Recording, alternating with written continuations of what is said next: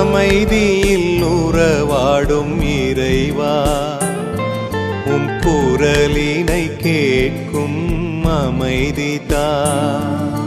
அமைதியில் உறவாடும் இறைவா, உம் குரலினை கேட்கும் அமைதிதா. பிறர் நலன் சிந்திக்கும் அமைதிதா, ஏதும் சிதைக்காத அமைதியை எனக்குள் தா. அமைதியில் உறவாடும் இறைவா.